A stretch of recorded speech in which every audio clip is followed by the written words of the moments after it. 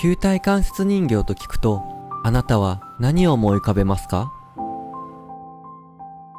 球体関節人形はアンダーグラウンドでマイナーなジャンルだと思われがちですが、実は球体関節人形に夢中になっている作家やコレクターは近年増えてきています。この動画に出会ったあなたもそのうちの一人かもしれません。一体何が僕たちをこんなに夢中にさせるのでしょうか。今回はエルフの人形の制作過程とともに球体関節人形の歴史と魅力についてお話ししていきます。現在活動している人形作家の一人として人形に対する考えをお伝えできればと思います。そしてこのエルフの人形は塗装を仕上げて組み立て完成までをご紹介しますので、ぜひ最後までご覧ください。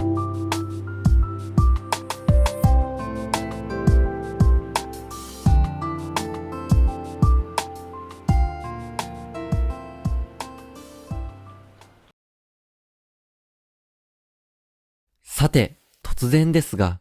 この写真を見たことはあるでしょうか？こちらはドイツの芸術家ハンス・ベルメールの作品です。現在の球体関節人形の原型となったのは、彼が制作した等身大の人形でした。ハンス・ベルメールの作品は、フェティシズムをはらんだ大きな球体関節を持ち、その斬新なデザインは、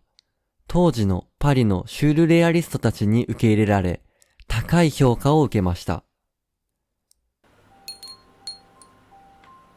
そして1965年にフランス文学者である渋沢達彦が日本の雑誌でベルメールの人形を紹介したことで作品が知られるようになり、日本の人形制作に大きな影響を与えたのでした。日本において球体関節人形の先駆けとなったのは、四谷志門氏、吉田良氏、天野花旦氏、恋月姫氏などの芸術家たちです。彼らはベルメールの作品を参考にし、日本独自の市松人形の技法と組み合わせながら、現在の球体関節人形の基礎を築き上げました。初期の制作においては、使用する素材や技法について試行錯誤が続きましたが、現在では基本的な制作方法がほぼ確立されています。僕も彼らの作品を実際に見に行ったり、作品集などの本を読んで作り方や細部の表現を学んでいきました。今作っているこの人形も偉大な先人先生方の技法がベースになっていますが、さらにそこに独自の技法を加えて制作しています。ではこの人形を組み立てながら球体関節人形の特徴と魅力を見ていきましょう。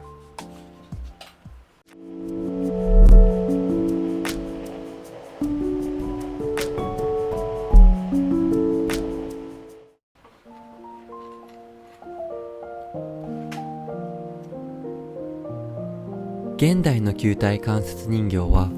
日本特有の美意識と工芸の真髄を体現しています。これらの作品はその美しさと完成度に重点が置かれており、ベルメールの作品とは異なるアプローチが取られています。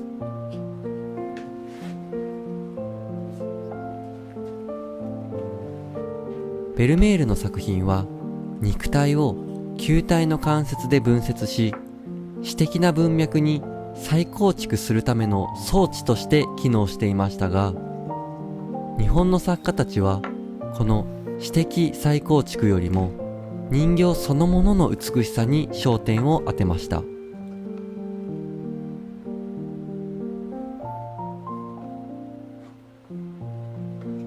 ベルメールの作品は被写体としての人形がメインで、人形自体の美しさは二次的な要素でしたが、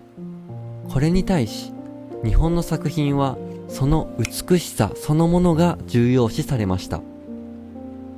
この点からベルメールは芸術的表現の手段として人形を作り、日本の作家たちは美しい人形を作ることを目的としている傾向があります。では、日本の作家たちの作品には芸術的な価値はないのでしょうかと思うかもしれませんが、決してそんなことはありません。球体関節人形はその精巧な造形と細部へのこだわりからまさに芸術作品と言えます。アーティストたちは骨格から筋肉、表皮まで人間の身体の特徴を緻密に再現することに情熱を注ぎます。また時には身体に独特なデフォルメを加えたり、異素材と融合させたりと表現の幅は多岐にわたります。これは彫刻や絵画の技法と同じ創造的なプロセスであり、そこに作家の才能と情熱が存分に発揮されます。それによって球体関節人形は芸術の一部として存在し、美的な価値を持っているのです。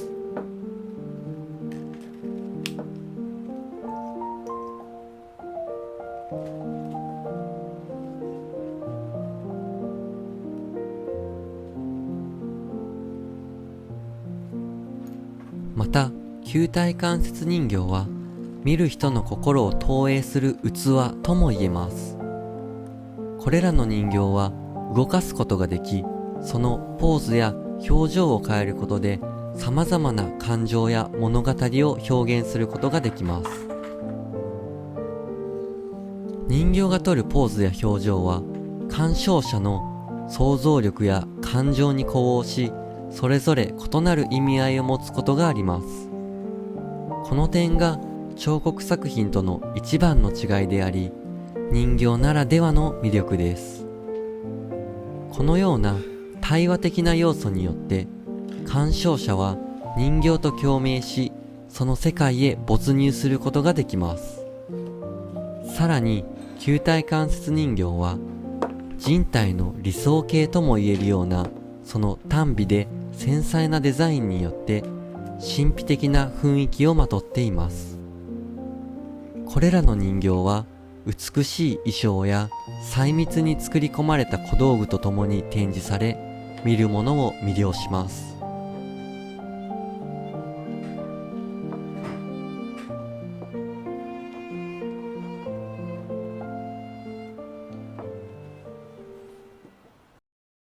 さて、ここからは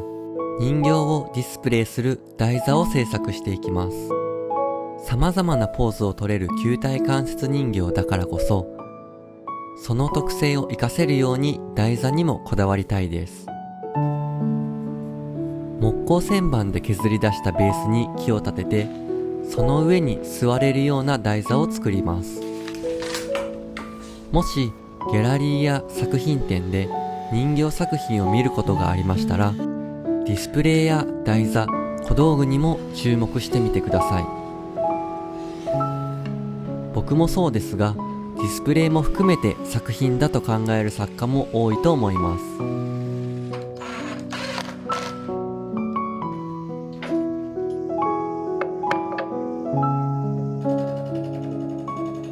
さて、これまで球体関節人形の歴史と特徴をお話ししてきましたが、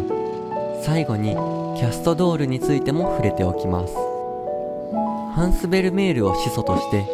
1965年以降、日本独自の発展を遂げてきた球体関節人形ですが、2000年頃、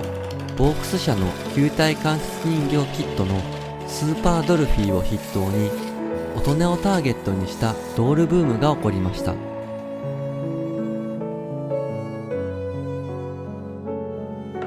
このような鋳造プロセスを用いて製造される人形をキャストドールといい、安価で購入できるドールもあれば、コレクター向けに製作された高級キャストドールも存在します。スーパードルフィー誕生の背景に、日本の球体関節人形の歴史があったとしても、現代の人々がドールに求めるものは気軽なエンタメ性だと言えるでしょう。有名なアニメやゲームのキャラクターとコラボしたドールも多く販売されていることもあり、今では一般的にはキャストドールの方が知名度や人気があるように感じます。しかしそこをきっかけにしてまたアート領域の球体関節人形にも興味を持ってくれる方が増えるといいなと願っています。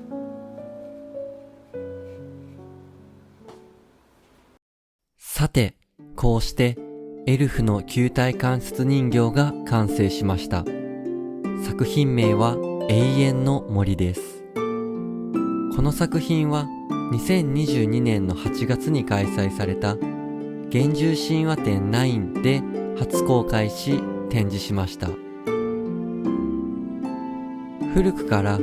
神話に登場する森のエルフがモチーフです。永遠の命を持つ者たちには時の流れはゆっくりと感じるのでしょうか。人形もまた永遠の命を持ちうる存在です。彼らにこの世界はどのように映っているのでしょうか。永遠の命をテーマに幻想的なエルフという存在への憧れを込めた人形作品です。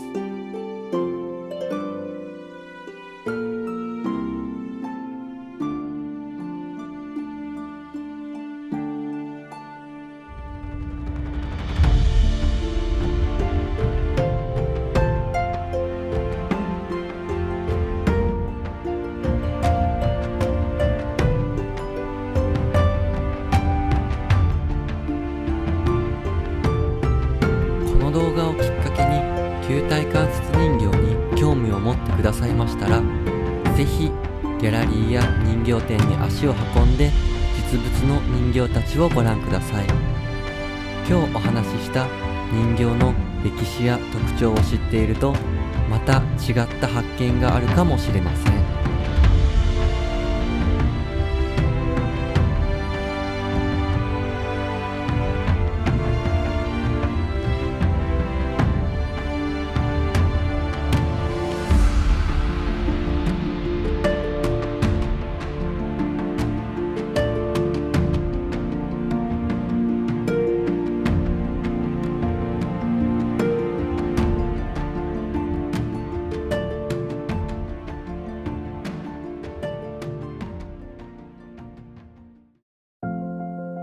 この YouTube チャンネルでは人形の作り方の解説や耳をすませばのバロン人形のように僕の活動に関する動画を発信していきます。